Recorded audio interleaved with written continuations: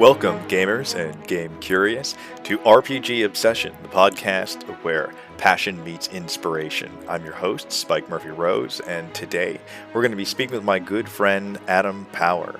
Adam is an educator, a professional dungeon master, and the co-founder and co-host of the Inspiration Point podcast and Patreon. Let's hear what he has to say.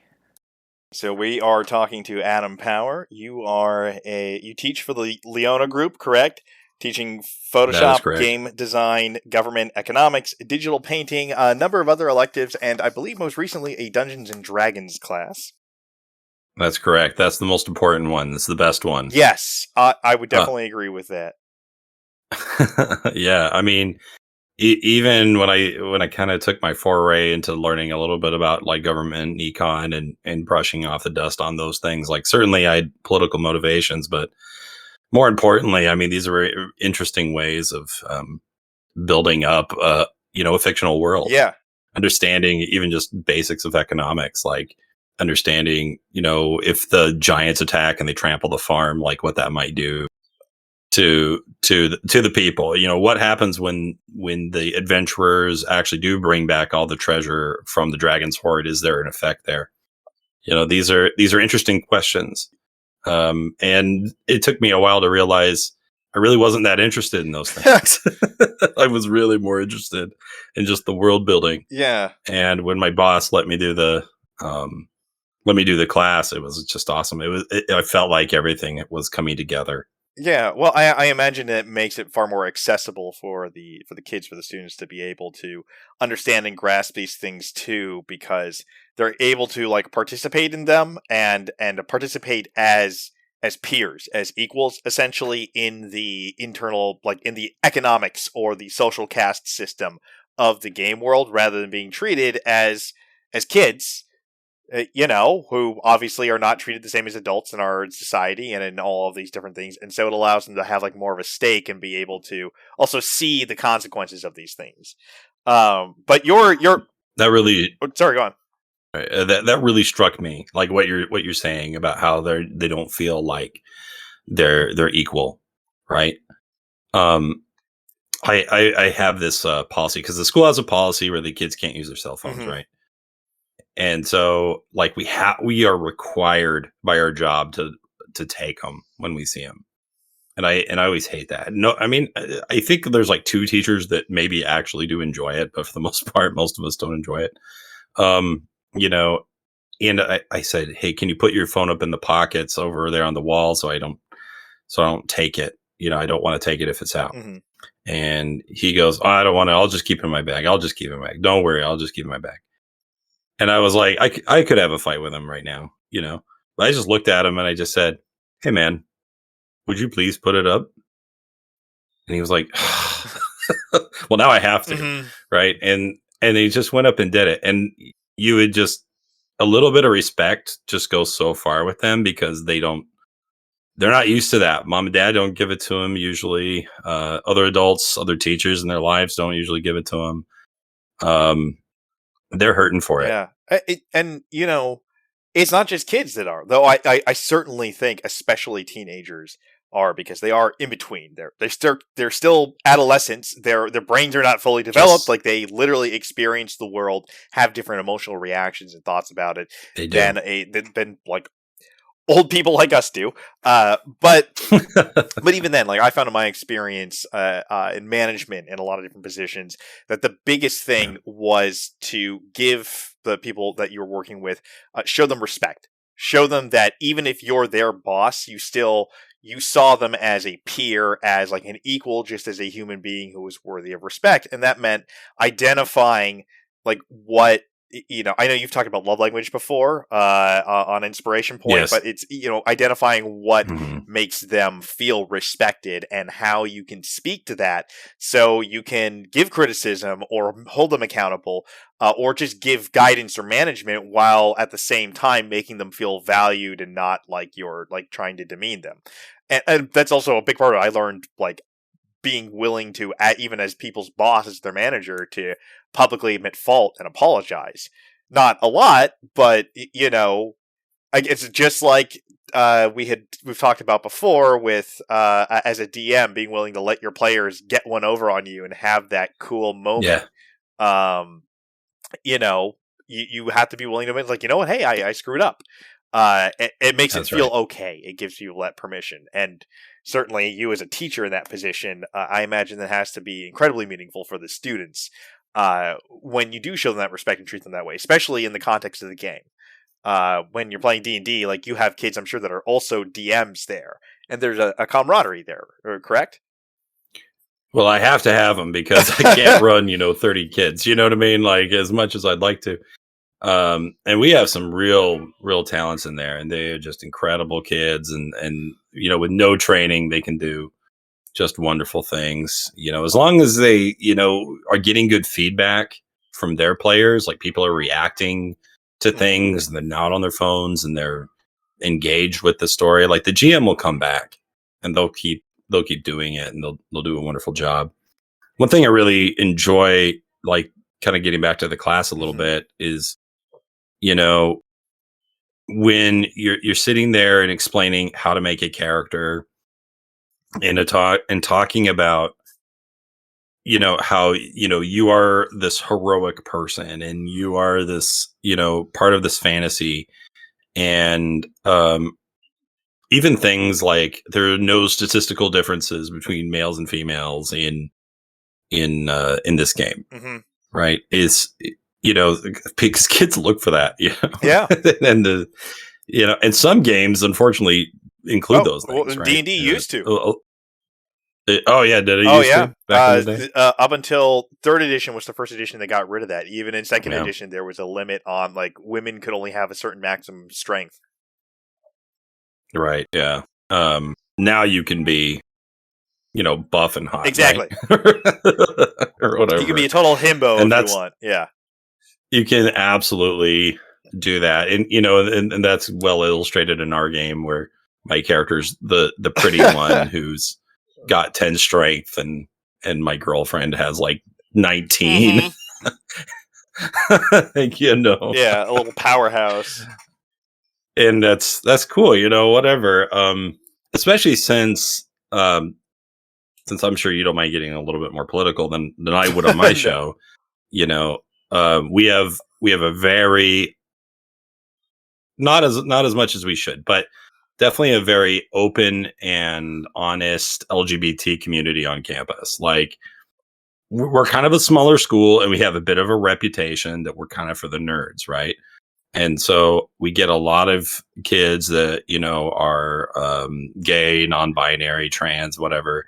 And they come in with different names than are on the roll sheet, and this sort of thing. And I think that the Dungeons and Dragons is such a wonderful space for them to be able to express, and to be able to not just like spend time with other people, but even just break that ice in the first place, because they have no idea if the person that they're going to try to befriend is going to just like come at them. Yeah.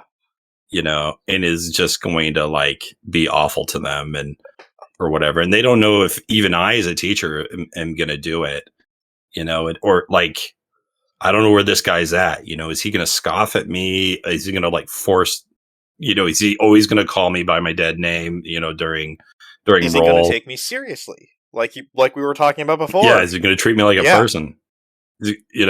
And so I had a student come in this last week, and you can kind of tell, not always, but you can usually tell. And so the student, kind of comes in very quiet, very shy, very reserved. I'm like, don't worry, we're going to break right through that. And anyway, the student is, showing me their form that they have, that they have to give me.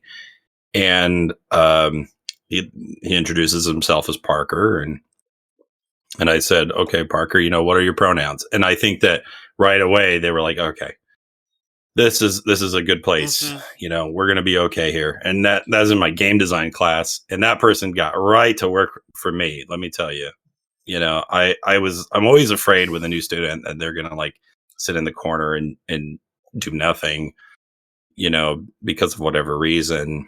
And this person was like, Yeah, I'm right to Yeah. work. Well, and again, when people are feeling like they don't have that respect, that recognition of their fellow humanity, it Yeah, uh you get amazing results just from recognizing that. Like it's not 100%, as I'm sure you have experienced as a teacher as well. But again, like in my yeah, experience, just in management and in teaching people to play D&D as well, like that, uh, just that little bit goes a long way. It's like plants that are starved for water after a dry spell or something like that, and they just flourish when you give them a little bit of that. And I think D&D, I mean, role playing games have always been a safe space for the queer community for a long time, because like it lets you define your identity. And while the gamer culture has not always been welcoming and still struggles with being welcoming to the LGBTQ TIA community, it's still always been a haven and has like given people freedom to explore their identity, to try on different absolutely. identities. Uh, Yeah, that key. That's key right there. The ability to try it mhm. on, right? To put the hat on and go, how do I feel in this hat? Yeah, You know, do I like this? No, okay, I yeah. can shed It's it, it's right? Or alter or whatever I need to like do. it's a little odd for me, because like I find it's certainly not the same thing, but I find I can relate to the idea of like having to redefine your identity, just having been raised Hare Krishna, being raised Hindu, and having a Sanskrit name. My birth name is Shardvahari Das Murphy. So that was obviously difficult for people to say. And my sister is Vrindavaneshri, and my little brother is Nityananda Ram. And in growing up in East Coast New Jersey and Pennsylvania, it was a lot. It was hard for people to pronounce that. And at a certain point, our parents literally had us choose like nicknames, our Americanized names to use in when dealing with other people. And I originally wanted to be Batman. They said no, but like I thought about it seriously. I almost went with Keith, but I was like That's great. Batman, and they said no. And then I was like, well, okay, well, Bruce, or like no, you know what, Robin. And so I was Robin for a while, and then That's yeah, not too bad. well, classmates quickly pointed out that's a girl's name, and Batman is also a city in Turkey, right? You there we know, go. But there. yeah, but back then, like they were using it's a girl's name as like an epithet, and of course I didn't like know better. I was a little kid, but Well, none of us yeah, do. I mean, this is all new, right? This is all new. I mean, at least as far as most of us, I say most of us, like, how do I it's put it? evolving. Like it's become like no, certainly, like I mean it was definitely more the minority. Look, compared to Grandpa, I'm doing Exactly. great. Exactly. But I'm just saying, like it gave me that perspective. Yeah, I quickly became Right. used to the idea of wearing different masks, of trying on different identities and using different ones. Also, my parents got divorced when I was young and we moved across the country. So I got to, redefine myself literally. I got a new haircut. I started going by Spike. Uh Probably a response to my parents' divorce, like in hindsight. That's all right. but Tell me about yeah, that. but it was an opportunity to redefine myself, and I got very comfortable with that, and having to deal with like Christian kids, whose parents were always trying to convert me or get me to read their Bibles and stuff like that, and learning to play Oh, sure, along yeah. with that. But anyway, this is a bunch about me. So now, while you are a teacher, you got your Bachelor of Sciences in Game Art and Design from the Art Institute in San Francisco, right? Which That is obviously that correct. does tie into some of what you're teaching, but not everything. And Yeah, you not did a everything. stint at EA as a playtester there. Um, and so, how That's did right. that lead into teaching, and beyond just like the raw skill set of being able like to create digital art, for instance? What Right. did you bring from that education and from that past career to teaching? Well, it was definitely teaching was not plan A, but uh, I did believe that at some point I would be a teacher. My father was a high school teacher. My grandmother, his mother, was a high school teacher. It's just kind of there, and I always kind of assumed that at some point I would be in a classroom. I just thought I would be in the private market for a little bit longer. Mm-hmm. I graduated in 2008. And so things were rough. Things were rough coming out. And, I was, you were raised Hare Krishna. I was raised Mm-hmm. Mormon. And that brings with it all sorts of other fun things. And also, the Christian kids weren't always so Oh, yeah. nice. So we kind of share that in common. I always ended up being friends with like atheists because they were like, "Oh, you're Mormon or whatever. Oh, I don't want to go to your thing, but do you want to play Magic?" Right. Yeah, they're not going to give you shit about your magic And underwear or whatever. they don't care. They don't care, right? As opposed to my pastor told me, Yeah. all this stuff, right? And that just that was always painful. But I did take that, and I was very involved in my religion for a long time. And um, anyway, my wife and I, we met sort of a little bit through Dungeons and Dragons, but also through the singles ward, which was where young Mormon adults are supposed to meet and get married, and that's where we'd get we would go to church and all that good stuff. I ended up meeting her cousin, whose boyfriend at the time was a dungeon master, and then I had already been playing a little bit, so naturally we all sort of gravitated. And the church, And the Church of Latter-day Saints doesn't have an issue with D&D? Well, it depends on who you talk Mm. to, right? Like the church at large would probably be like, use your judgment, right? Something like that. Maybe there's like a comment that you could like maybe push and interpret to say that maybe it's disapproved. Your dad could find a way, Yeah. right? Your dad could find a way to Right. tell you no if he really wanted to. My parents did push back a little bit on Magic the Gathering because that was kind of like my first game I picked up because at some discourse somewhere someone said no face cards, Huh. which I think obviously was more talking about gambling or possibly tarot Right? spiritualism. Yeah, see, I would have gone with the gambling, especially because when Magic first got big, was revised, that was when ante was standard in the rules. So it was normal that you were like having to ante up a card that your opponent could win from you. Yeah. Like, it was brutal. I remember reading that in the rule book when I had my Portal pack, because I used to have a set called Portal, which would like basically was for newbies. They're kind of doing something for newbies now, but the cards still have like 3 paragraphs of information. I can't get back into it. It's too much. It's too much. But yeah, I had a lot of talks with them, and I was just like, I don't believe in magic. Of course, I was still on the other side of my face saying I believe in Jesus, right? Whatever. But I was like, I don't believe in magic. This is a math game, essentially. And it took them a while, but they eventually got on board. And then with Dungeons and Dragons, it turned out my dad had a little bit of D&D in his past. He had played like once in college, right? And then he was a big Star Trek guy, and he loved Babylon 5, and he loved Star Wars. Was that during his stuff. what do they call it? His Rumspringa? Oh, I don't know what that is. That's for the Amish. That's when they take their like sabbatical and go live in the modern world and see if they want to like give up being Amish. Yeah. No, see, Mormonism is in this weird spot where it is definitely let's call it a high demand religion. I'm not unfamiliar with it. Right, but it also tries desperately to be mainstream. It's very much like kind of teetering on that edge. So, we're still like celebrating birthdays and we're still having get-togethers and all that stuff. But there are some weird things too, where like, Timmy can't come out to play on Sunday because it's the Sabbath,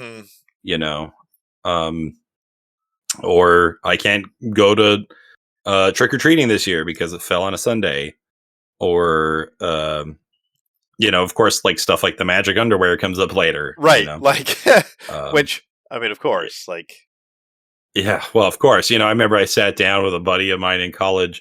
We're at a Burger King. We're just like eating lunch, and he just looks at me like mid-bite. He's like, so what's up with the magic underwear? It's just like out of nowhere, I'm like, and I look back on like desperately trying to explain my way out of that. And gosh, I had no response. Not really. It was crazy. Yeah, But anyway, just shrug. I don't remember how I got here. Yeah.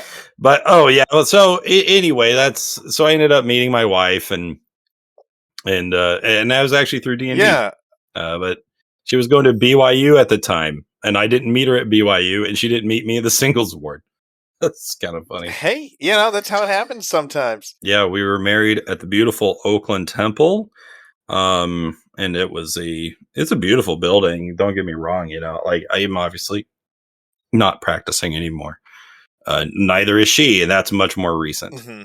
Mm-hmm. But I still am a nerd. I'm still into Dungeons and Dragons. She knew what she was signing up for. I'm sure that is a conversation you've had with your wife. Well, I mean, we got married at our the place where we normally gamed every other Sunday for close to actually pretty much the entirety of our relationship. It was my best man's like orchard out in Corralitos, and he's also one of my players. But so like, I mean, I still have dice left over from all of our wedding decorations. That's wonderful. So, I wanted to ask, like, so you and Chris have been together for a long time now, and like, what kind of role has gaming played? Was it something you always shared together, or was it, there was some overlap, but not like all of them? Like, I don't think you guys had always been playing D&D together, correct? Okay, so that's a great question because it gets me back on track, right? Because I was like, how did I get into talking about Mormonism? But it was relevant because, I had graduated from AI, and then I was like, okay, I'm going to be a game developer, right? And then it was 2008. They had the housing mortgage bubble burst. Nobody was hiring. The only way I could really get a job was if I moved to the Philippines, and I just wasn't interested in that. And the expectation culturally for me and for my wife was to get cooking, right? We were supposed to get married pretty young. She was rebellious in that she went on a mission first. Ooh. Even though she had a viable mate ready to go. Right. So I had returned from my mission. I had served in France for 2 years, and that's why I live there, and that's why I can speak some French. And then I came home, I met my girlfriend, and the next natural step is you then get married. And she was like, I want to be a missionary too. Because low key, she was always kind of feminist, but I didn't know it, And she was like, I could do it too, So anyway, she goes. I wait for her the whole time, and for hers it was a little shorter. It was 18 months, and she comes home a few months later. We get married. Then I graduate, and then can't get a job, but the expectation is to have babies. I say, hey, let's wait for a little while. She has a breakdown at PetSmart. So we end up, we started a family. And so then I was like, well, I can't be a tester anymore. I can't wait for my big break to be a 3D artist or a Photoshop guy or something else. I can't wait anymore. Yeah. I've got a kid on the way. And then my kid's born. And I didn't know it at the time, but that kid would have made my religious life a lot more complicated had I stayed with it. Because now she is a lesbian. Yeah. And I am grateful that I'm at the point now where I can just say, hey, I love you. That's great. I think girls are cool too. I don't have to try to convince you you're making a mistake. Yeah, exactly.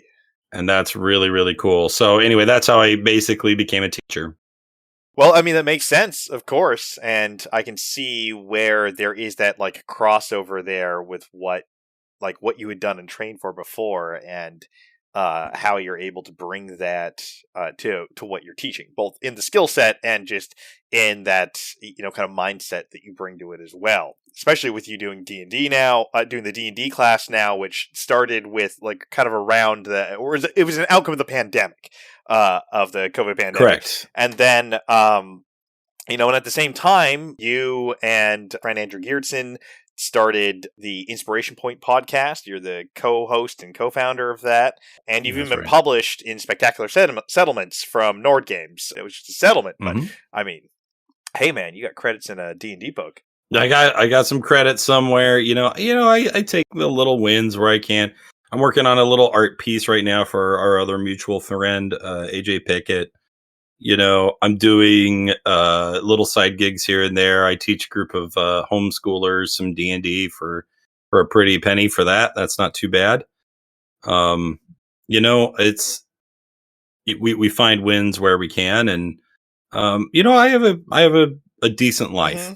I think that my folks had a lot of expectation for me. I think that they thought I was going to make a certain amount of money, and I didn't.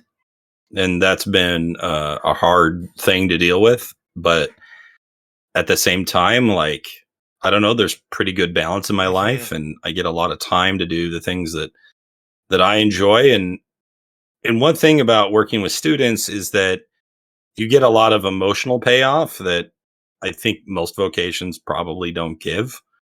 How many jobs do you get where someone gives you a letter and says, "I think of you as my second father." Yeah.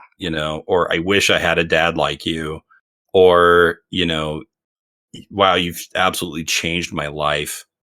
And I'm like, "Me?" Right? Like, I didn't do anything. I was just doing my 9 to 5, man. But they do. Value is not, well, a value is dollar subjective. sign. Yeah, exactly. Value Right? value It's is subjective, and yeah. But yeah, wealth is not purely, having hoarded money or bullion. It's right. Although that's nice. That is nice. That certainly opens doors. I'm not I'm not above it. Glossing over that. Exactly. Like, I'm not above it. And of course, like, we would love for everyone to be able to have the freedom to pursue these things, to be their authentic self, and frequently it is economic circumstances are part of what, like, keeps us from being able to do that. Speaking of bad economic circumstances, what was the gaming scene like growing up in Bakersfield? You've really done your homework. There wasn't too much. I went to a pretty big high school. There were game stores around. My dad used to take me to comic book shops because actually before he became a teacher, because that was also his plan B, he was an animator. And so he had a huge comic book collection. He was a huge fan of Marvel Comics. Oh, wow. And so I grew up on Marvel Comics, and I grew up going to the comic book store with my dad, and that was basically like my allowance, right? If I did my chores and I got my books, later on I got my magic cards, because eventually he got on board with that. And then by the time I was in high school, I started doing Dungeons and Dragons and stuff with my friends. And at that point, he was pretty much like, "Oh, this is more acting," and that's great.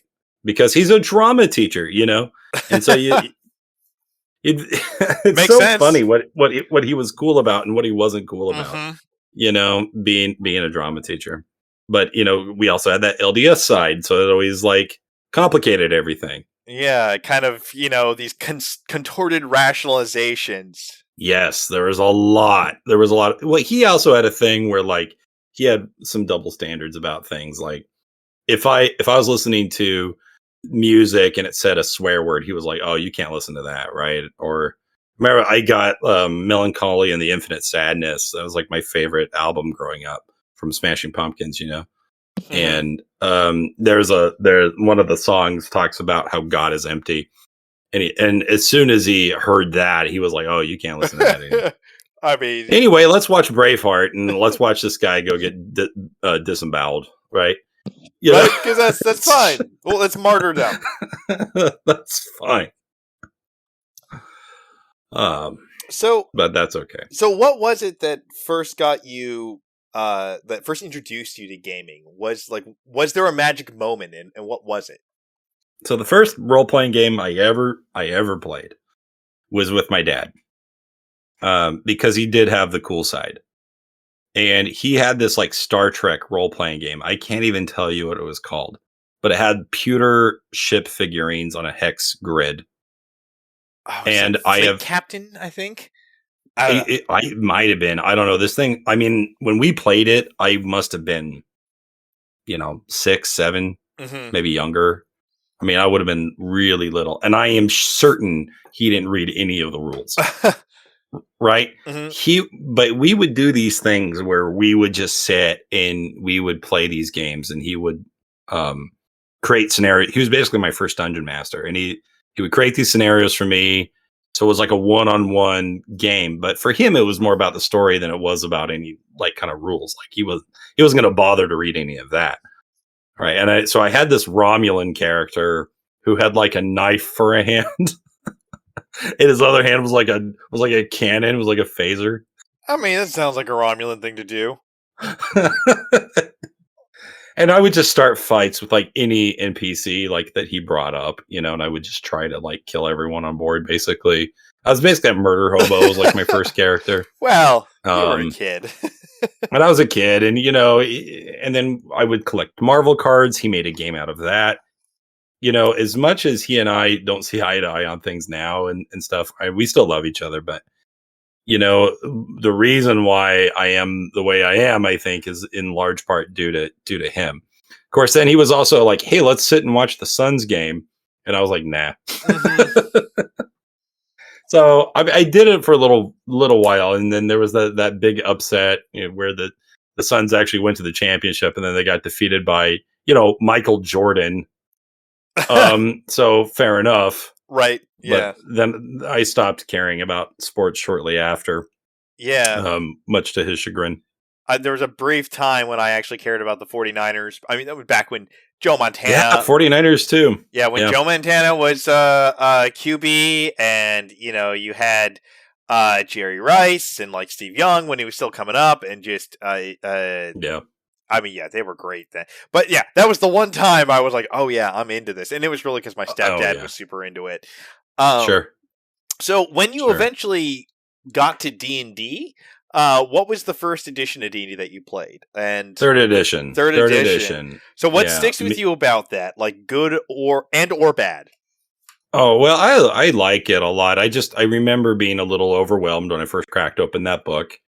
I Hmm. had no idea what I was doing. Um, I remember, well, because I like grew up on Diablo, right? Yeah. And I did play a little bit of Baldur's Gate, but it was second edition, so it was like a totally different game. Oh yeah. So I remember I got the third edition book. I think my buddy and I like both helped pay for it. And then like I sat down to make my first ever character that I was testing out, and it was a half orc monk I was trying to put together. And I was sitting there going, my armor class is like 15. It seems like a low number. Like I had no idea that was like fine, right? Like I was like, man, what's wrong? Like, how come I don't have like 27? Right? Because Hmm. I was used to other games like having these like really big numbers. I was like, man, my character seems really weak. I think I'm missing something. And then I got frustrated with it because I felt like I couldn't understand. And I think I probably had ADHD that was never diagnosed. So instead of bothering to sit and actually learn Dungeons and Dragons, I decided to adapt it and make my own game that was based on Dragon Ball Z. I mean, as one does. And That's what it to does. be fair, there are far more people who play D&D that have read the player's handbook. That is true. That is true. I mean, I'm not. heck, even when you first joined our group, I mean, I'm sure you were just absolutely appalled because it was clear that we had all, glanced at it Yeah. Well, essentially. I mean, it was. There were varying levels. I had certain expectations, but it's not something that's uncommon. But I mean, the whole Right. reason I started DMing in the first place was because it's like, well, if I want people to like game at this level, I'm going to have to run games to show them how that like expect that kind of stuff, that use all that stuff too. That's like I was Yeah. we've talked about before, but that's why I try to not just always rule of cool and yes, and I do try to like stick to the rules, but at the same time, when when players find a cool, like a spell that completely nerfs my bad guy, you give that to them, so that, and it has value then, because they know that normally you're all playing by the same set of rules, that it's not just That's me right. deciding this time around, like, oh yeah, I'll give it to them. And so that actually gets to something that an aspect of gaming that I've really tried to grapple with and embrace in my life more recently. I mean, the past few years, but that idea of kind of like owning your experience, your gaming experience, Yeah. taking responsibility for the aspects of it that you can control, and not trying to like not getting frustrated over the things that you can't control. So for you, what does owning your experience in the game mean to you as a player? You know, I've come to I've come to really think about what I want, right? And this was a disagreement that Andrew and I had in like 2 episodes ago on an inspiration point about like basically why we're doing it, right? And he was talking about demanding a certain level from his players, and there was nothing wrong with Hmm. any of that. But I came to the realization while we were talking that I was actually kind of approaching all of this kind of selfishly, and maybe I'm fine with that. Um, I have a lot of ideas. I have a lot of creative nonsense in my brain, and I just got to get it out. Hmm. And so you've got to you got to do that. But I think for a long time, while playing, I just sort of accepted people, and I've always had difficulty with a lot of confrontation, and so I've just let players kind of suck so that they will hear my story, Mm, right? yeah. And I want to finish the story, and my I always say the show must go on, and I'm very that if I cancel a game, it's for very good reasons. Because I hate it. I hate it when it happens to me. Hmm. I hate it when I have to do it. All that stuff. That's all. But at the same time, I do need to be more to have a certain experience from my players. I have one who is incredibly well educated. Incredibly, he's the smartest guy in our group, Hmm. probably. He has no idea what his character can do. You know, Yeah. and he really just doesn't role play. What? Why do I put up with that? The reason why I put up with it, why I have been putting up with it, is because he listens to my story. Hmm. And maybe I need to adapt that. And so I think when it comes to the idea of owning your experience, it's really a self-examination as to why you're doing it and what you want. Yeah. It's there's a lot of different approaches to running a game and to playing in a game, and what your kind of expectations are. And most of those are fine. It's just making sure that that's calibrated with the DM in the group and with the other players in the group. I personally, I've definitely been in the situation both as a DM and as a player where what I want out of the game or what my expectations are not in line with either what the rest, like some of the other or most of the other players want, or what the DM wanted out of it. And that can be hard to articulate. Yeah. We don't really always know exactly what it is we want. Because I've had a game that was like all combat, very flimsy story, and I was bored. I've had other ones where it's all story, it's all atmosphere, and I'm like, I just want to shoot my crossbow, Yeah. right? So it's obviously not just combat, not combat, right? There's something else there, and I'm still trying to define what it is. Well, I think it's pacing, it's story, because it's like any recipe. It's not about having a ton of good ingredient. Usually it's about a balance, and I think a good game experience is like that. I liken it to movies and TV shows a lot, but you think about it, like even an action movie has upbeats and downbeats, has some For dialogue sure. scenes, has even a minimal amount of character growth. Something like they have. It is not. It's very rarely just second one to the final second of just action the entire time.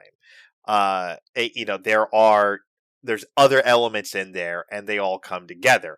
Just like I know I wanted more story and role play in my games because they did tend to be very meta and very just kind of tactical and combat heavy. And then I did that and kind of overcorrected. And then I was at the same point where I was like, oh my God, will people just shut up and fight something? Like, Right. And I think that it also comes to the expectation of what the game is. And I've really been thinking about fifth edition lately. And I feel like I've learned so much about fifth edition in the last couple of years. And I feel like I'm only starting now to really get it, even though I've been like running it several times. Like, fifth edition is actually made by geniuses, as far as I'm concerned. I think it's actually a brilliant game. There are some imbalances, there's some issues, whatever. Most of them don't matter, right? It's every little thing about a lot of things where I was like, why? What is the deal with this? I've been like really amazed. I've come around and been like, okay, maybe they were right. Maybe they're the designers for a reason. yeah, And when it comes to the game Dungeons and Dragons, it's all in the title. There are dungeons and there are dragons. And you should have those things, frankly. yeah, And if you don't want to have those things, I think that there are just better systems. And I know that, and it's fine if you want to run fifth edition for everything that you can think of. You want to do space adventure and just adapt 5e. I mean, that's fine. But certainly if your game is called Dungeons and Dragons, I should have an expectation of those two things. yeah. And players should. It's taken, I mean, I think it's taken 5e a while to kind of hit its stride in some of these aspects. There are things that they hit right off the mark. Dragons, for instance, are something that I feel until Fizzband's Treasury of Dragons that came out recently, they had kind of missed the mark with making dragons really feel like the foes that they should be in the game. But I absolutely agree. It is a brilliantly designed game. There are a lot of really great games out there, but 5e definitely deserves to be mentioned as one of them, and it's one of the best editions of D&D that's ever come out. There's a nuance to it, a subtlety to the rules, a succinctness that like you've talked about, you can keep peeling back, you can keep learning more about the system and how you can use it to express the gaming experience. Though it does cater to a very specific kind of gaming experience. It has a lot of ways you can calibrate it to make it give a different experience, but there are limits to that, of course. There are. And when you're talking about pacing and that sort of thing, and I think by default, even as well as designed as the game is, it is in a way an inherently slow-paced medium. Mm-hmm. In as much as we would like for it to pace like a film, it can't. Yeah. But we should still be much more cognizant of the amount of air we're sucking up when we're playing the game. And remember that there are other people sitting around us and they have the right to play too. And we need to have more back and forth. And we also need to avoid argumentativeness between characters because, boy, that line sure blurs quickly. Yeah. Between our characters are having a disagreement and I'm having a disagreement with you. Yeah. And I know that's something that you've seen come up in your games that you've like Many read times. before. Yeah. And, Many been times. as a player. And I think those are all good. It's frustrating. Yeah. Though, and I've certainly been involved in some of that. And it is because, when you have different expectations, different perspectives on how, like, as a DM, I tend to think like to do a lot more analysis about the things that happens in my games because I'm used to taking that macro view.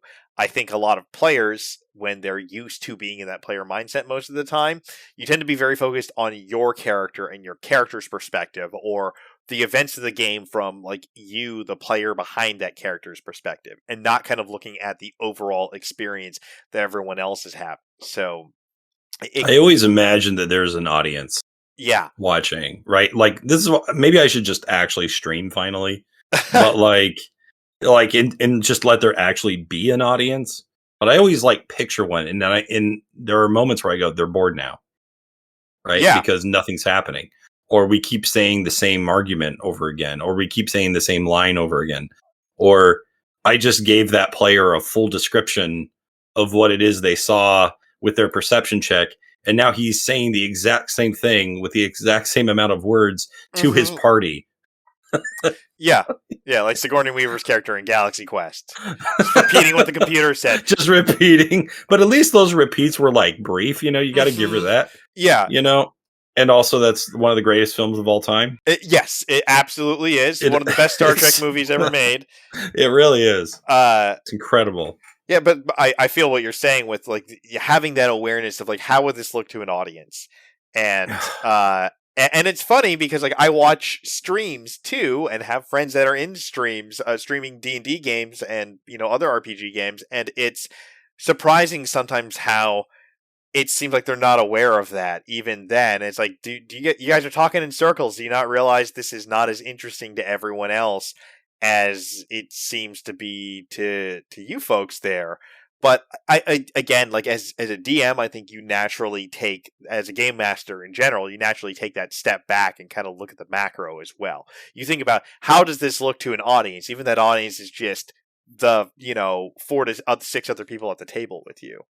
I would highly recommend to anyone that's interested in this kind of thing, Dialogue by Robert McKee.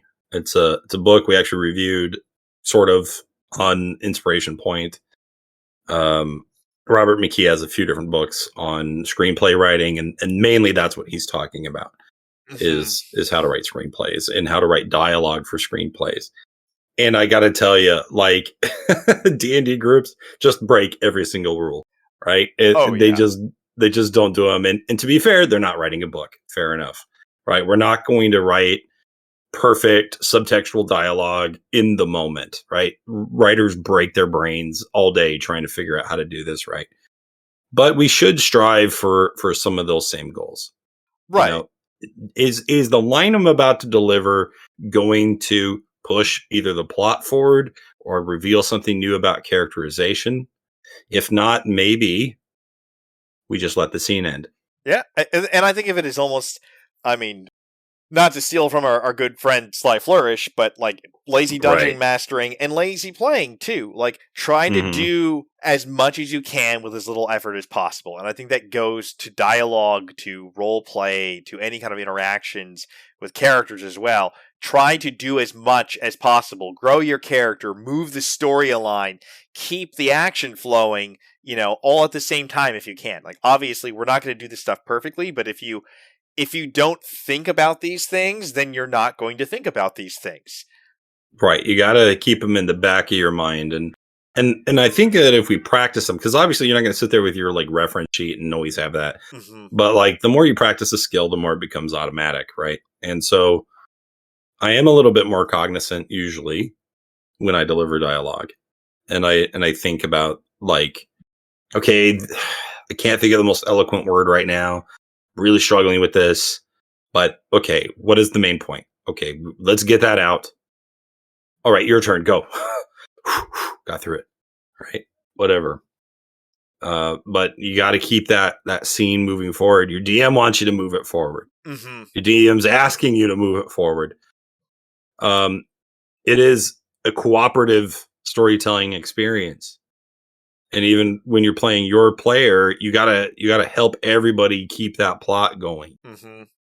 And I think that's really important. And a lot of my players, sometimes they complain that I'm too slow or I'm too fast, right? That I'm like, hey man, let's let the moment breathe a little bit. There's definitely a time and place for that.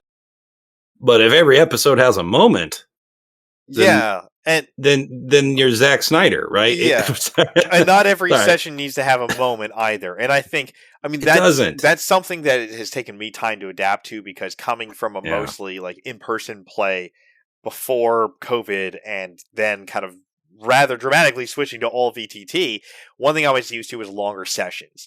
There's a lot. For sure. There's a lot of reasons why VTT tends to go shorter. But, usually 3 to 4 hours, doesn't push much longer. It may be pushing 4 hour mark.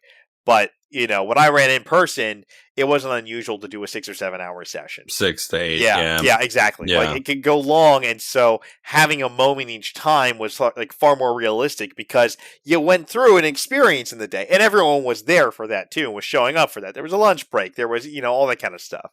Yeah, back in college when I met Andrew and we were playing together at the club I started, I mean it was 10 a.m. because no one was going to get up earlier than that. Yeah, It was 10 a.m. to like 6 p.m., 7 p.m., whatever the night felt like. So I was always worried about not having enough prepared, right? And then, but that same mentality is carried over to the VTT scene and being in my late 30s and everyone having family obligations and stuff, and you only have like 3 to 4 hours to play.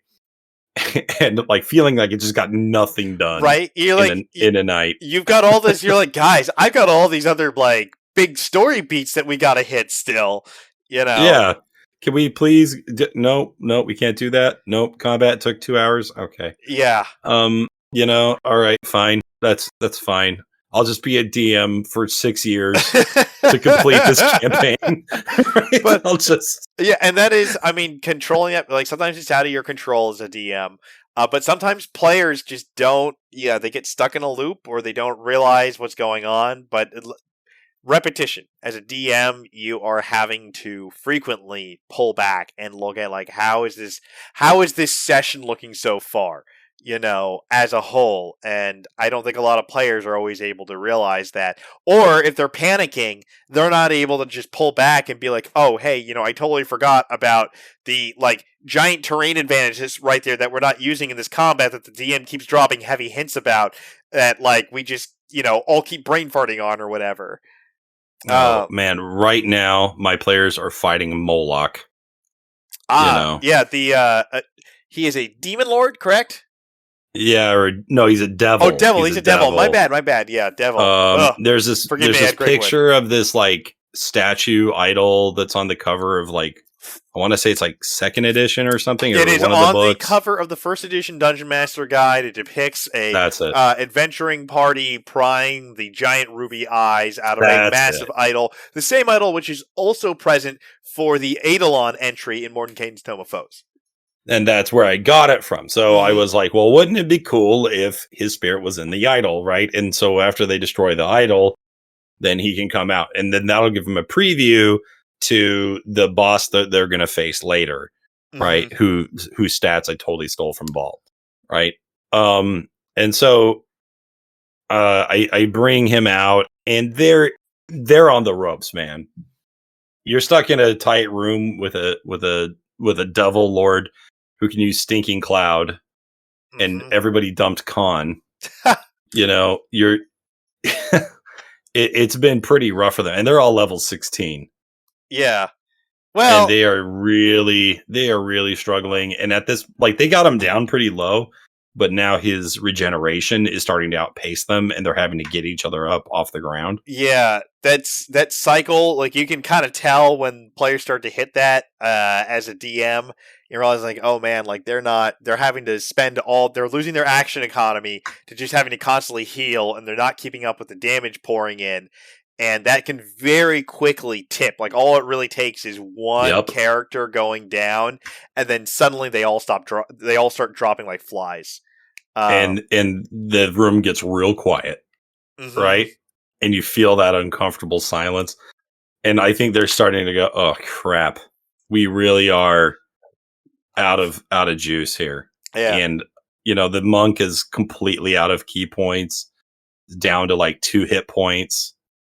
Is just because anything monks can do that is cool costs key. Well, and there's a certain okay. Yes, most of the cool stuff they can do costs key. But yes. I feel like too, as 16th level characters, they've been playing since first level. I'm familiar with this campaign. Right, yes. You need to be accounting for your weaknesses. If they're low level, like, sure. But they knew they dumped Static Con. Like, this has been a persistent aspect of their characters. So, yes. The fact they crippled the whole party is someone should have had something to like some way of accounting for this or dealing with it, or thought like, at some point said like, huh, my con's low. I should have something that can help me deal with some of the things that affect that. Now, at the same time, as a DM, you're kind of stuck between a rock and a hard place because there's always that instinct to be like, well, I want my players to learn their lesson, but it's still like, okay, but if they all die, like it's not fun for anybody, and then my story is ruined, and Right. I've been running this game for almost 2 years. Yeah. And is it really going to come to an end with a TPK during one specific character's, like, what was supposed to be, like, I don't know, almost not easy, but like, they were definitely meant to succeed. And I clearly didn't write it for them to fail here. Right. It's one thing if it's like, okay, I really did set it up where you could die. Mm-hmm. And this is the epic climax. Nope. It's not that kind of thing. They weren't supposed to really fight him very long. They were supposed to like escape or something. They can still get out of it. Sure. There is a way that if they really remember the things that they've learned in this dungeon up until this moment, they can cheese out this fight. They can end it. I'm sure, but that's so frequently the case in these situations too. As a DM, where you're like, man, if they could just remember they've got this one thing, they do have an ace up their sleeve. Yeah, but they have to remember that it's there. Yeah, and I think, like, I even told one of them, I was like, you do have an ace up your sleeve. There is something you can do to save yourselves, and even not only that, but even beat him. And he was like, well, what is that? And I'm like, well, I'll tell you. Right? You got to do your research. You got to do it yourself, my guy. Well, you got it. But then I think too, I mean, I've talked about this a lot. I tend to just rant about it randomly. That their generational difference. And it's not purely generational, but it's more about like the culture that you got exposed to when you got into gaming. So like I came into second edition D&D. Really, like I actually started with the original edition, like the beginner edition of D&D, and then second edition, and then the editions that followed and stuff. But definitely more old school, what most people would call it. And so I got used to doing that work. And it also was just an era where the game was not as user friendly. There was an expectation that's like, well, you got to be willing to like do your research and look into all the different books and know the rules and like be on top of this stuff. And if you don't know it, well, that's on you, good luck.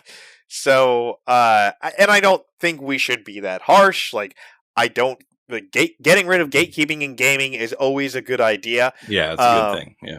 But setting certain expectations and, getting in that habit of like, as a player, that was a way that I learned early on to be able to own my experience because earlier editions of D&D rewarded that.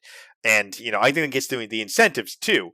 There's not as much of that in 5e. In second edition D&D, there was a million different like splat books and source books that had been released.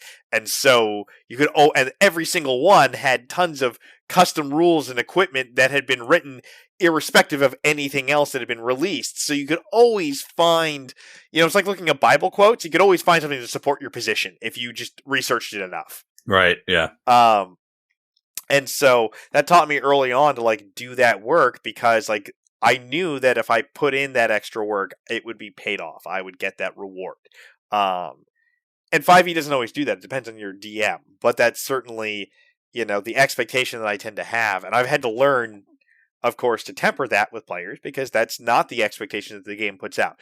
The game is meant to be so you can show up and not know how to play, and someone can hand you a d20 and just tell you what to do when you say, like, hey, I want to attack, or I want to climb this, or I want to sneak, or whatever. It's meant to be that way.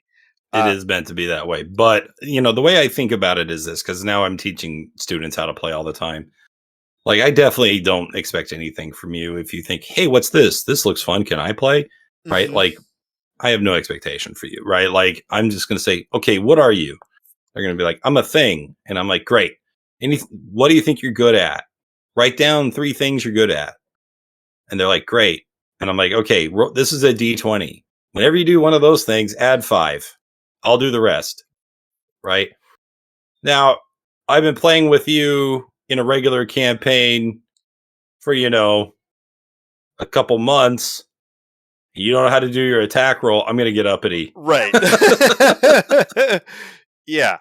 I'm going to get upset about that because now I feel like you're not respecting me, right? Now I feel like you're taking advantage of my kindness, and you need to own your game, which is another way of saying you have to take responsibility for your seat at the table, because there Right. are a finite amount of seats at the table.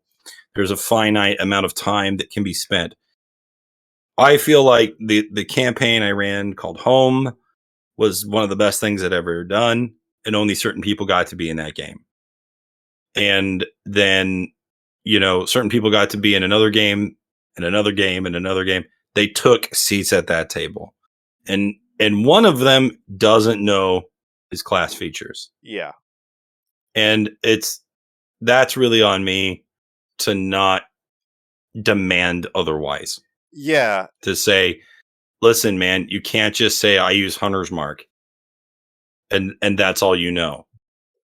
Right? Like, or Right. do the very, very minimum. At least pretend you give a damn about this.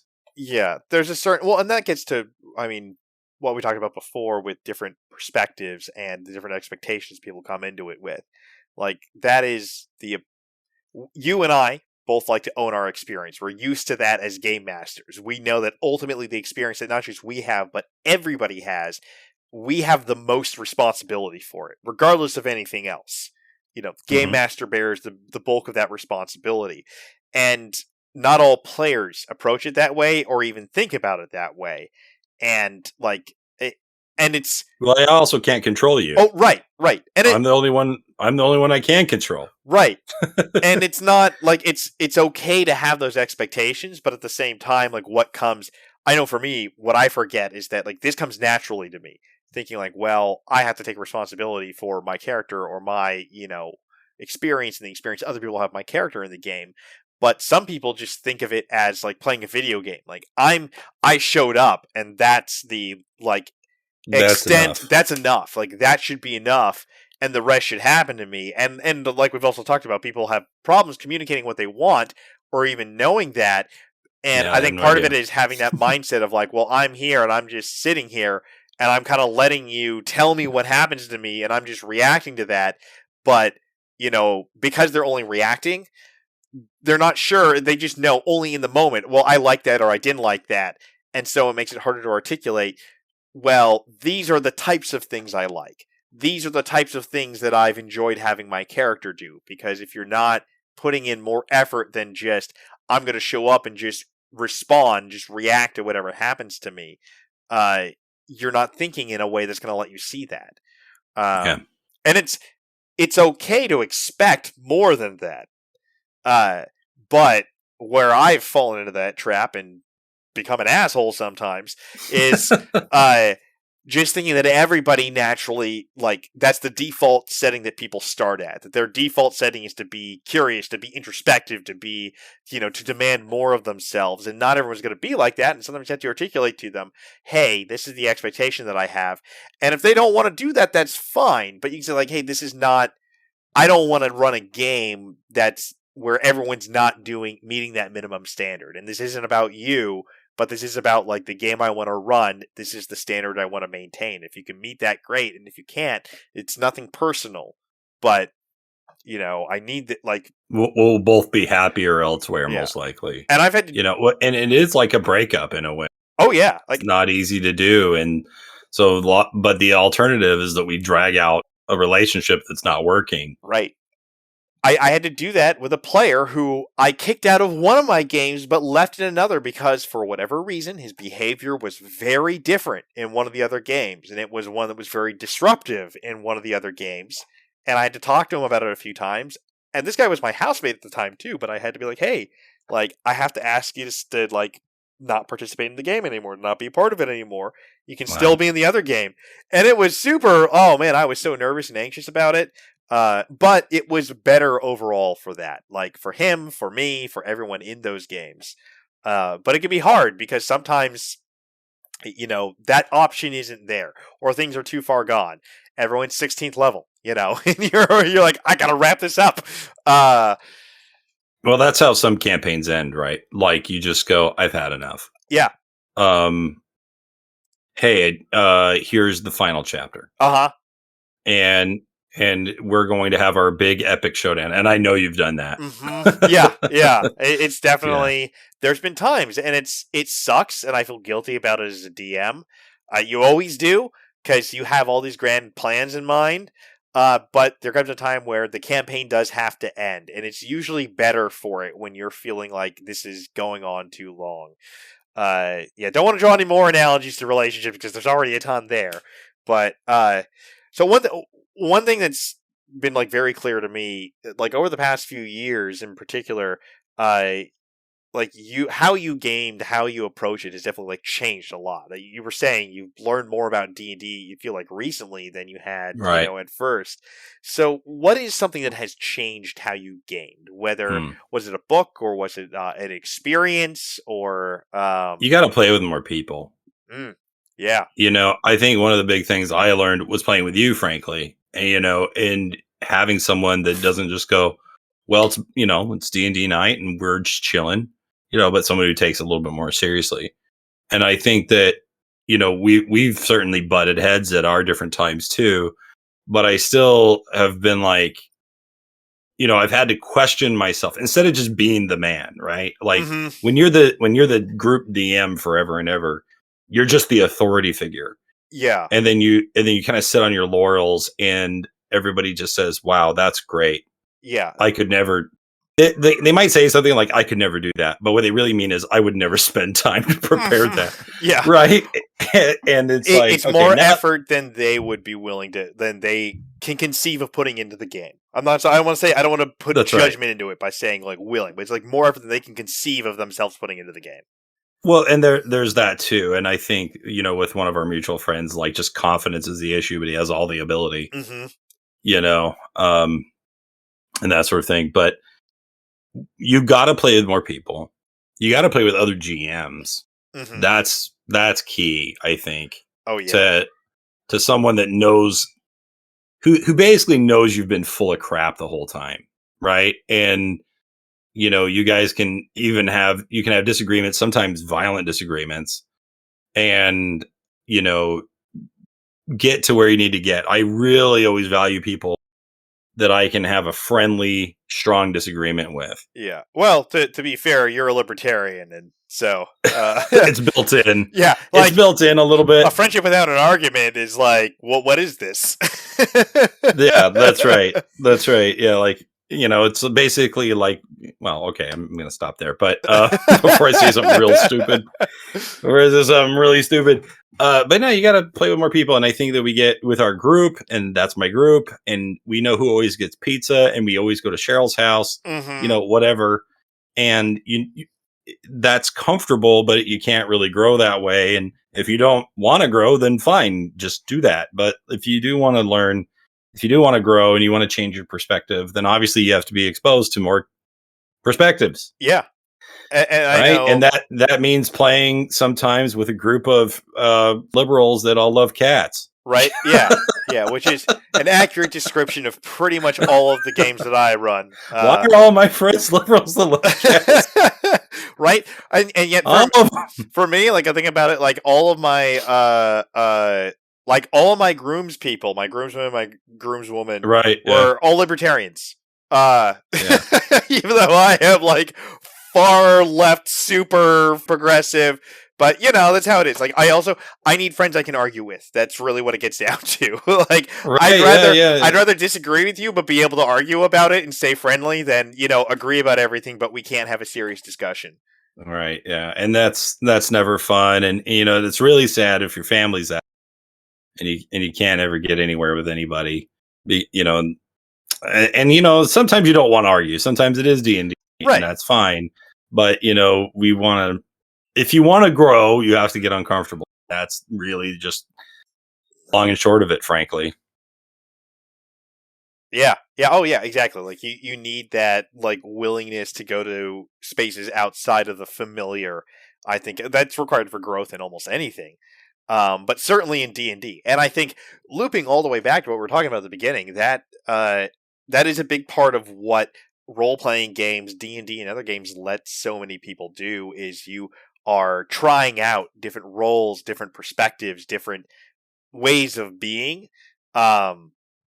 And you get that, opportunity to work through patterns, or to see how something plays out, or to get out of your comfort zone by trying something different, whether that means playing a different gender, or playing someone genderless, or, playing someone who's very orderly when you're naturally chaotic. There's all different ways that we can explore this. And I mean, video games let us do that too, but certainly RPGs give us a freedom in that that's beyond anything else.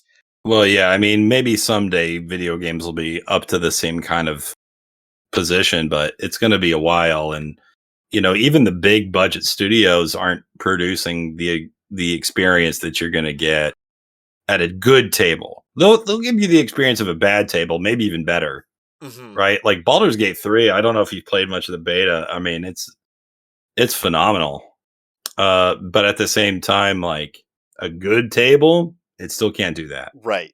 Yeah, it still can't do that. There's plenty of games that have been really close to that experience that I've had like a great time, like as far as video games, but nothing compares to that at the table experience. That full freedom where you really exist in the world, you really have an effect on it that wasn't just the A/B decision, right? Exactly. Yeah. That's stuff that's too much to program, frankly, and I wouldn't expect them to do so. Right. Exactly. And that's, I think, that speaks to like the GM's role. It's not just about yes-anding things, but it is more about thinking about how do things play out. I mean, literally, your job as a GM is to take that macro perspective to pull back and be like, okay, rather than just thinking about what happens in the next couple of seconds, what's going to be the outcome of this in a day, in a week, in a month, in a year? How is this going to have a long-term impact? And then we get to communicate that to our players through how they're interacting with the world and, what they're experiencing happening there. To that end, I would say I highly recommend time jumps. Yes. In games. I've done it years at a time. I've done it months at a time. In both cases, it works really well. And players like to see, like if they build a house, right? Don't go, well, you'll be able to enjoy that never because it's going to take, 120 days. Let them see the effect. Let them watch the environment around them change and develop and see their name on it. Mm-hmm. Yeah, right? That's very important. Again, on the theme of owning your game, right? Well, with ownership comes the responsibility, and we've talked about that, but also so does the reward. Uh-huh. So do the fruits. I should probably try that instead of, incredibly convoluted time loops involved. I don't like time travel. I'll just tell you that. I tell you, and I think, and I have the same problem with the MCU. Okay, you get to do this one time. All right, you get it once, and you're done. I still think you could have thought of a better way, but whatever. I'll forgive you. This was a fun curtain call. Whatever. Now they're starting to do stuff that is really kind of making me nervous. I have to tell you, and I'm not happy about it. Yeah, well, they're starting to diminish the effect that the past actions had. I can see that. You really don't want to do that. You want everything to feel impactful and important, I think. That's my opinion. Yeah. Oh, I agree. I'm willing to give them the benefit of a doubt because they seem to have handled it well so far. But time travel is always tricky as someone who has frequently involved it in my games, despite the fact that I keep telling myself, like, this campaign, there's not going to be any time travel. No more time travel. And yet somehow, people end up becoming like, their own parents or something. I don't know. Well, we didn't go that far, but close. But that's one of those fun things that you get to explore and you get to play with and actually like go through, just like, old episodes of Star Trek and stuff. It can be fun to kind of experience, walk through those thought experiments, as it were. And it really does become like a collaborative experience in those situations. Mm-hmm. We've been talking for a while now. I want to get wrapped up soon, but what is one question you wish I'd asked you, and how would you have answered? Oh man, I didn't think of that. I don't know. I didn't either, obviously. These have been great questions. I guess stuff I'm looking forward to doing still. Like I'm always kind of looking ahead. I'm trying to wrap up my big long campaign, and when I say that, I mean there's still 6 months left. Yeah, Right? yeah. You're right, because I did this I'll stupid talk to you thing, and in 9 months when you're still trying to end it. that's right, 9 months. I'm just like, they're finally out of the dungeon. There's only 3 more left. You know, yeah, no, I did the dumb thing. I promised level 20. I don't know. Maybe they all die this next week. Maybe. I'm not gonna lie. There is the temptation. There is the temptation there. They're like, hey, we could all just re-roll. Wouldn't that be great? Wouldn't that be great? You could be the DM for a while. Whoever, Mhm. whoever. I don't care who. So there's but I'm thinking about more games. Like I want to play some Fate. I want to play Bounty Hunter. I want to play. I just want to. I want to try something I haven't even said yet. Mhm. Right. I want to be more exposed to those things. But there's also a lot of D&D I still want to play, and I want to be a druid. I haven't been a druid yet. I haven't been a warlock yet. Not really. Beyond like a one shot. There's certain class combinations that I really want to do. I really want to be a Harengon real bad. Oh yeah, the new the rabbit folk from The rabbit Wild Beyond the folk, but Witchlight. there's also like 3 more orc builds I need to do. How do you get all these in? I don't know. I don't know how, but Yeah, well, that's I need more player time. That's more. I think I want to do a module. I want to be a player in a module, yeah, and I don't really care which one. yeah. That's I can relate to that a lot, and that's kind of where I came to that idea, that concept of like owning your experience and really trying to embrace that and embody that, whether as a player or a DM, is Yeah. because I started thinking about like, man, there's all these things I want to do. When I started getting into 5e from Pathfinder, I took a break for 4e. It was definitely I had a lot of enthusiasm, and I was coming back into gaming after a little bit of a dry spell. I was like, man, I want to do all this stuff. I have all these ideas I want to get out, and I've just been trying to do that. I was like, just like we're talking about those players that aren't putting in much, or aren't kind of meeting that effort that you're putting forth to try and like do their part to support the story, even if it's not equal to what you're doing. That becomes frustrating because like I only have so much time. Like I only have so many days in a week because I'm an adult with a family and job and obligations, all that kind Yep. of stuff. It's like I only have so much time. And yeah, I enjoy the beer and pretzels, lots of jokes and memes D&D game sometimes, Those are but fun. that's the low-hanging fruit. That I feel like is always there. Like that's easy to get. And when it often comes up is in the face of something that could be emotional, Right. because this is how we deflect, this is how we deal, Mhm. and I see it with my students a lot. Every now and then I do try to bring them back down, and because of course, man, if anyone memes hard during D&D, it's high schoolers, Yeah. right? And they're doing memes I don't know about yet, and yeah, sometimes I try to have emotional beats, and one of them just gets so uncomfortable that he's got his hell joke, Yeah. Yeah. And and I call him out on it every time. I was like, "Hey, man, are you afraid to feel?" you know, I mean, and it can be it's difficult to be vulnerable.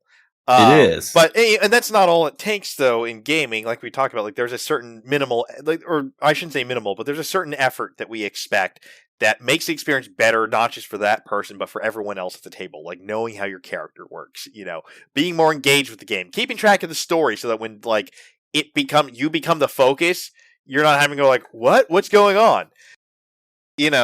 All of these things enhance the experience for everyone involved. And yeah, It can be hard for them to get there, and exactly. they gotta practice being there. And this is something, especially I find that young men more than anything, but I mean they all do, but I mean perhaps especially young men struggle with, and at the high school level, is being able to access emotion.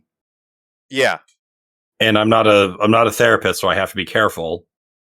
I got to check myself, but at the same time, D&D is such a wonderful tool for all sorts of educational things and to help people deal with their crap.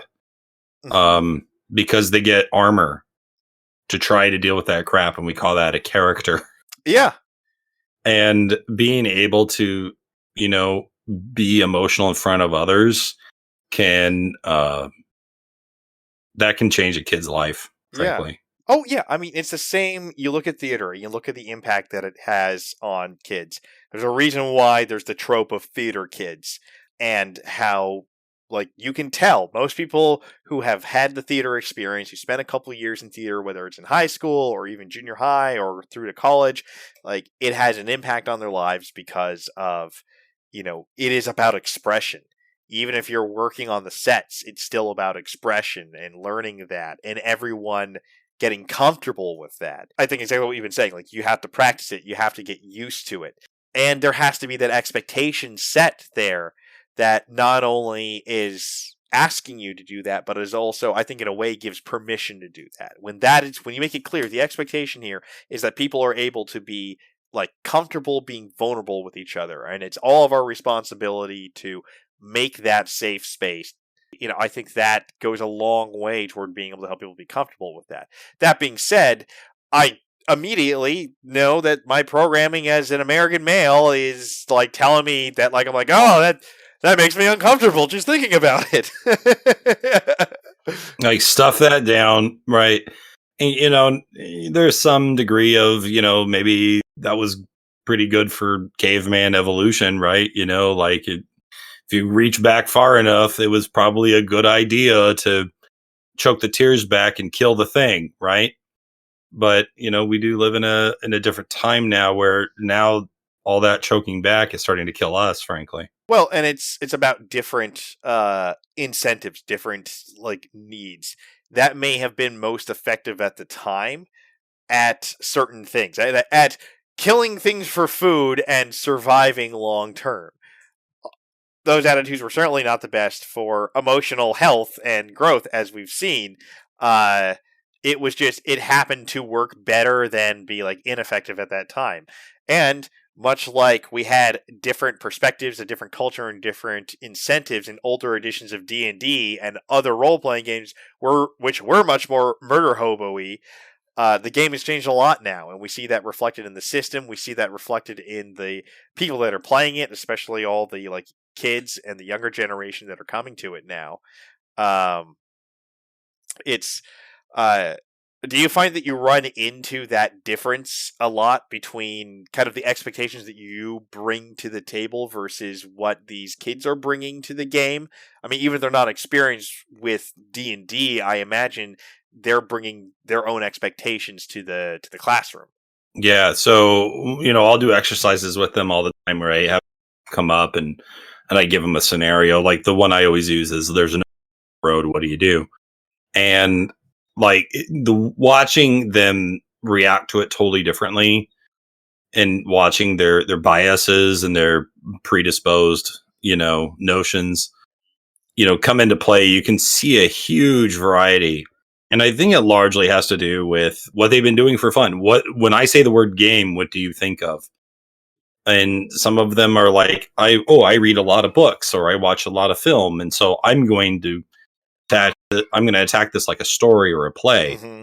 right? And then there's others where it's like, I play video games, and so this is a thing to kill, right? And I, if I ask a kid, what do you do, for instance, and I think it's true for adult players too sometimes.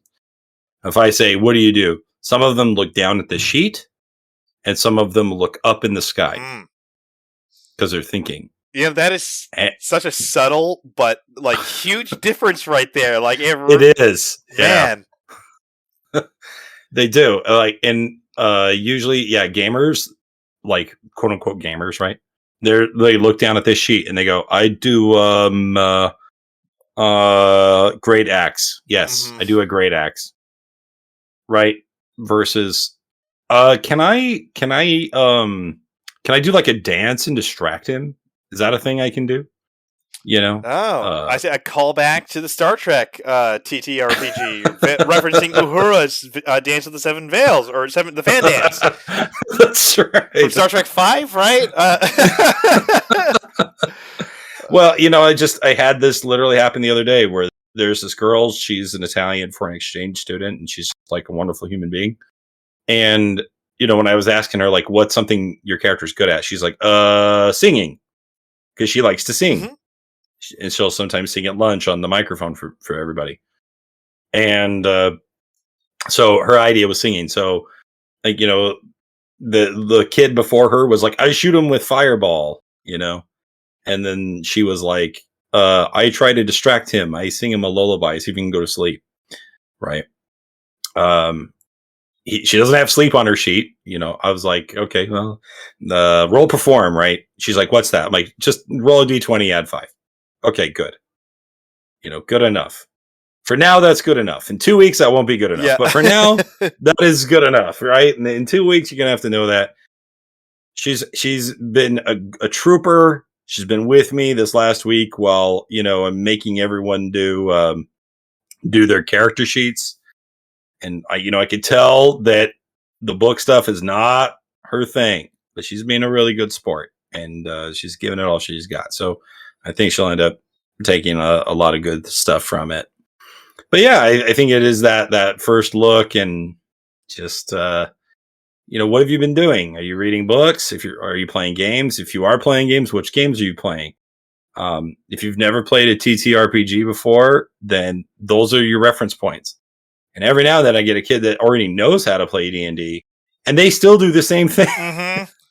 Yeah, like it's a similar experience for. They're either reading the buttons or they're using the imagination. Yep, they're looking at their sheet or they're looking up.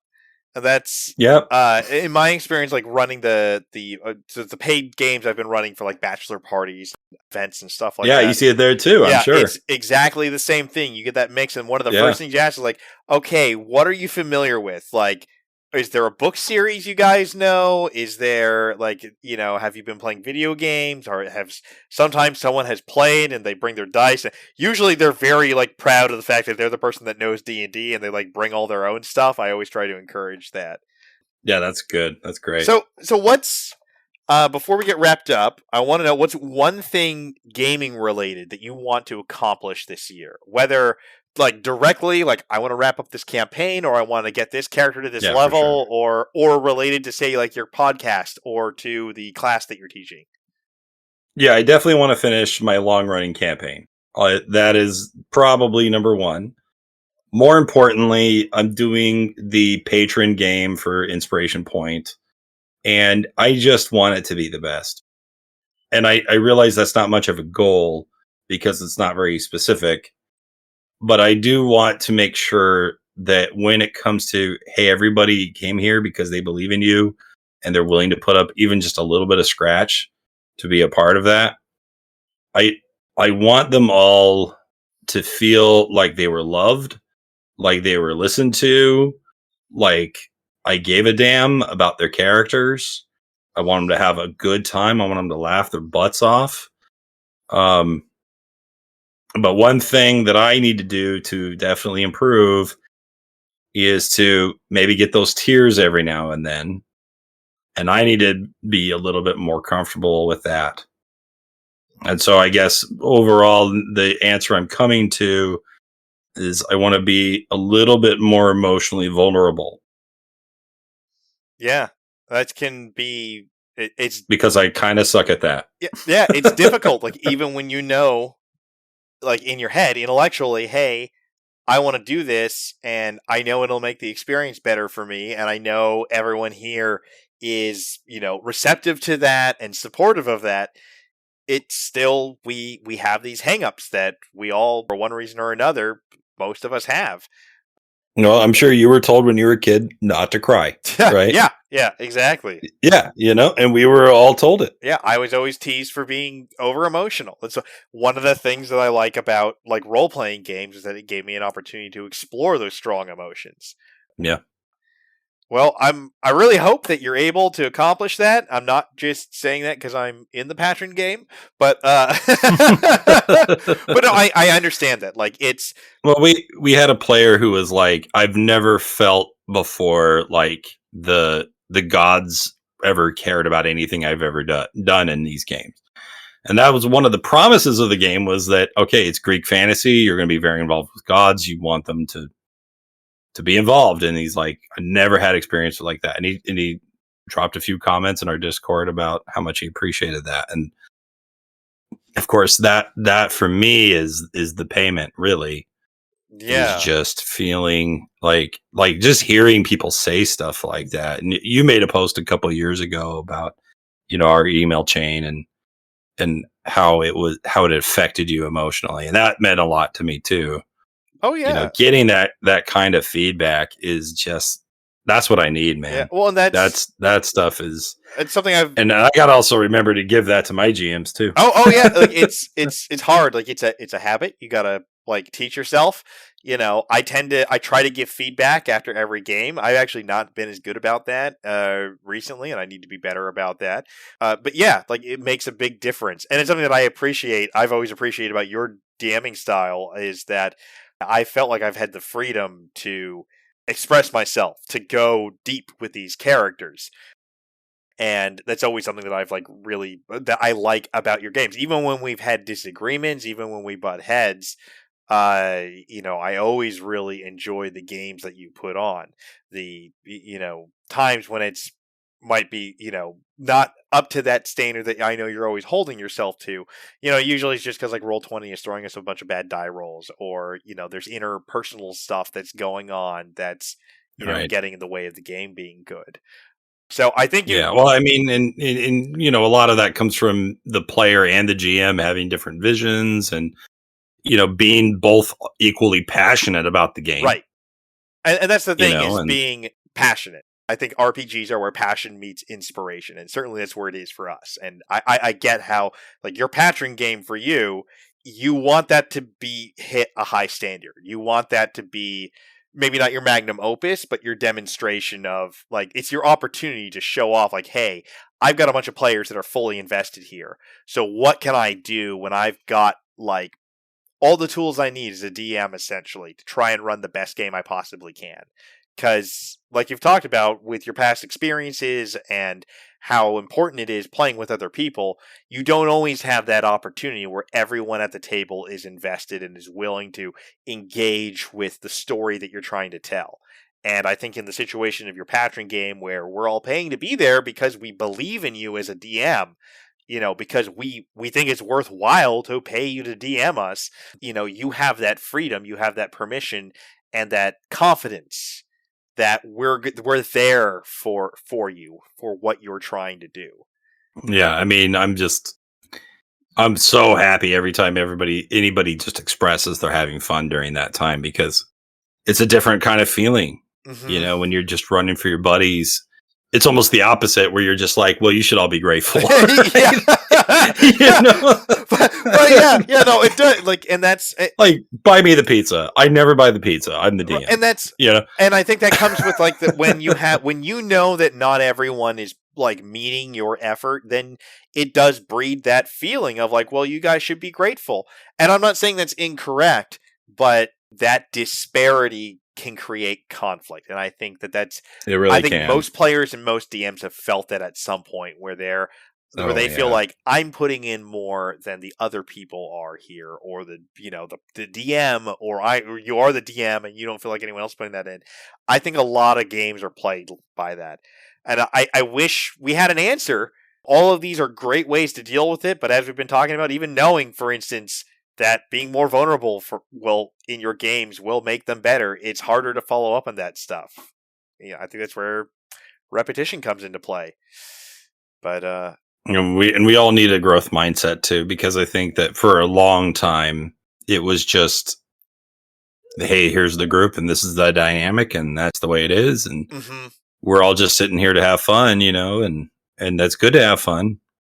But after you've been doing the same activity for a few years, you really probably should start demanding a little more Right. from yourself and from it.